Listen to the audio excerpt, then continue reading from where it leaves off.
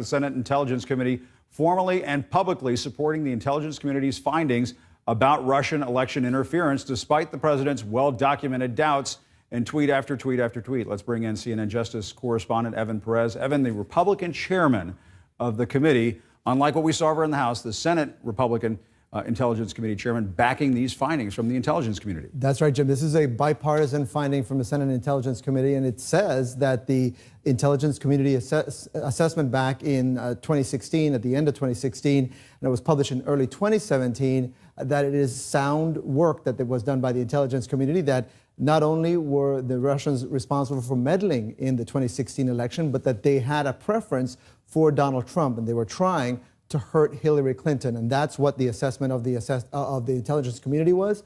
And the bipartisan committee in the Senate has found that this is a good finding that they had come up with. I'll read you a couple pieces of what the committee says. It says, since its publication, further details have come to light that bolster this assessment from the intelligence community. And it also says, quote, that the analysts were under no politically motivated pressure to reach any conclusions, which undermines the argument that you've heard from a lot of Republicans and from the president in particular, that the intelligence community under the Obama administration was acting in a politically motivated methods to try to help Hillary Clinton. They obviously have found otherwise here in the Senate. And Evan, it really underlines the differences between what they did over in the House, on the House Intelligence Committee side, and what's being done in the Senate Intelligence Committee. Because you've heard over in the House Republican after House Republican taking aim at the findings that Russia was involved in meddling. The Senate Intelligence Committee taking a much more sober look at this. Totally, a totally different assessment. And if you remember, the House Intelligence Committee even went so far as to say that there was no collusion, which is not something that the intelligence community even assessed as part of its work. So, look, I think you've seen a work being done by some of the president's allies in the House in particular to try to undermine not only the intelligence community assessments, but also the Mueller investigation, which is really the thing that I think is what they're more concerned about. And of course, President Trump, just this past few days, tweeted again his doubts about the intelligence community's assessment. He says, quote, Russia continues to say that they had nothing to do with meddling in our election, the president choosing to take the word of the Russians over his own intelligence community. And it makes you wonder if the president will directly confront Vladimir Putin at this upcoming summit in Finland, armed with this intelligence committee report saying that the intelligence community had it dead on. Evan Perez, thank you very much. We appreciate it. Joining me now, Congressman Mike Quigley. He's a Democrat and a member of the House Intelligence Committee. I guess, first of all, President Trump, as you know, Congressman Quigley, he has cast doubt time and again on Russia's cyber attack on the 2016 election. They're meddling in 2016. He's falsely claimed that Democrats made this up to explain for their election losses. Does this report make it harder for him to make those types of arguments? And are you heartened to see this work come out of the Senate? Because now the American people can see this, something coming from both Republicans and Democrats about what happened in 2016. Today's a good day. After a long stretch of bad days. Let's remember this finding was over a year and a half ago, and it was with high level of certainty that the unanimous intelligence community had this finding. The fact that the House committee had the opposite finding and was talking about the fact there was no collusion just coincides with the fact that the House side tanked the investigation, and they worked hand in glove with the White House to obstruct the investigation at absolutely every turn. And the Senate Intelligence Committee says it found additional evidence of Russian interference. That is a very interesting portion of this report. Can you tell us what they might have found? Well, I think there's a lot that they might have found. Just stemming from what we found on the House side, Mr. Conaway from Texas promised that they would release the transcripts of our investigation. I take him up on his promise. He's a good man. I think the American public deserves to know what we have learned. I think it would add to what the Senate bipartisan committee has found, and they stated today. And the Senate Intelligence Committee Vice Chair Mark Warner, he tweeted this, and it's a very worrying thing that he tweeted. Russia will be back in 2018. We need to be ready. He's obviously talking about the midterm elections coming up in just 4 months from now. Are you confident the November elections will be secure, Congressman? Not at all. Just in the last appropriation cycle, I was able to secure $380 million to repair our election infrastructure.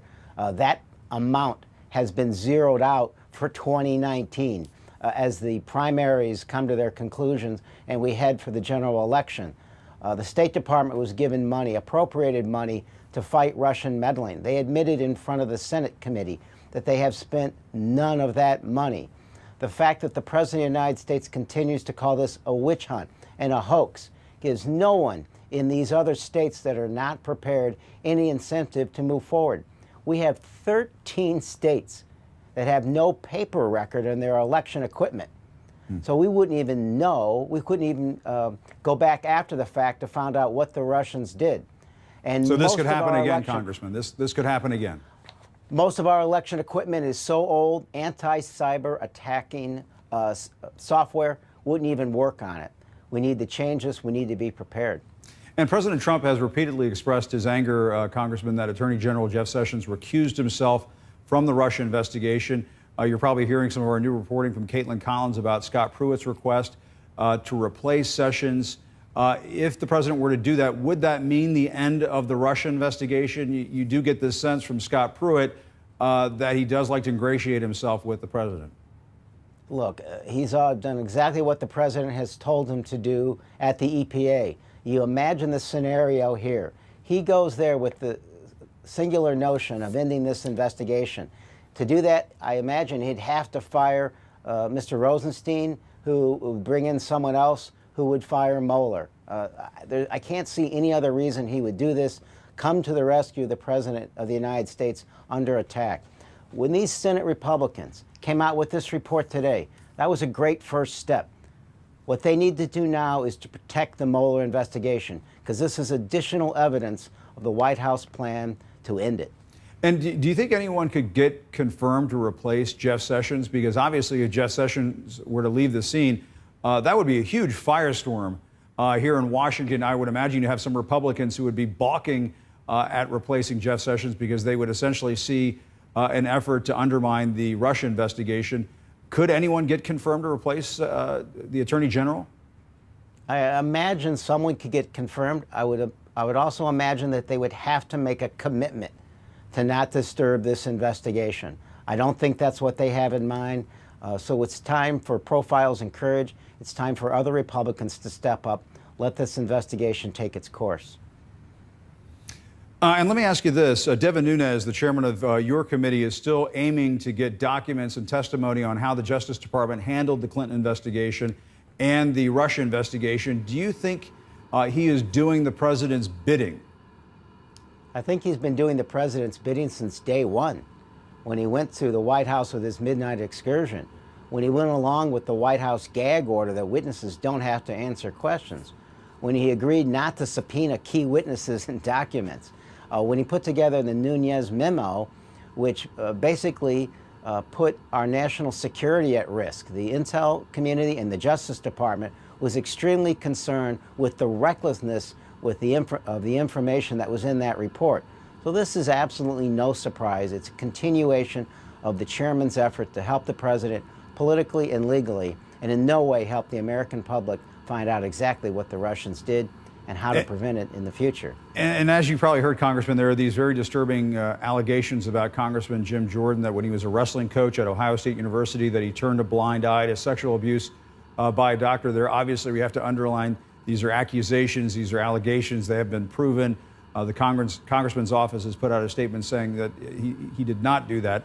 Do you think he should, though, resign in light of these accusations that have come out? I've just heard about them. I believe this investigation should be allowed its full force to move forward. I don't know enough about it, having just heard this. It's extraordinarily disturbing. We'll let the investigation process take its course. Mr. Jordan has to come to terms with this. Okay, Congressman Mike Quigley, thank you for tackling a lot of news tonight with us. Thank you very much for joining us.